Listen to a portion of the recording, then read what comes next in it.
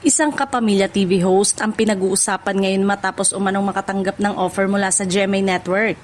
Ayon sa mga source, matagal na raw itong minamata ng Kapuso Network at ngayon ay tila mas nagiging seryoso ang kanilang interes na makatrabahong naturang personalidad. Hindi pa inilalantad kung sino ang TV host na tinutukoy ngunit sinasabing isang pamilyar na mukha ito sa mga kapamilya viewers. Dahil dito, marami na rin ang napapaisip kung may panibagong personalidad na mapapanood sa isang programa ng GMA. Ayon sa kumakalat na impormasyon, interesado umano ang Kapuso Network na makatrabaho ang TV host para sa isang posibleng bagong programa.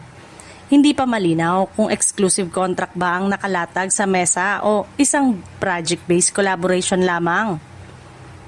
Ngunit sinasabing maganda umano ang offer kaya hindi imposibleng pag-isipan ito ng host. Hindi rin agad. Nangangahulugan na tuluyang lilipat ng network ang naturang host sakaling tanggapin nito ang offer. Posible ring isang programa o espesyal na collaboration lamang ang pinag-uusapan lalo na ngayong mas bukas na ang Philippine television industry sa mga partnership at cross-network appearances. Samantala, nagsimula na ring manghula ang ilang netizen kung sino ang kapamilya host na tinutukoy.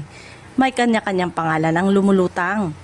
Kaya naman kaabang-abang kung mauuwi nga ba sa permahan ng sinasabing offer kapag natuloy ang negosasyon. Panibagong sorpresa na naman ito sa telebisyon at posibleng maging simula ng bagong proyekto para sa misteryosong kapamilya TV host.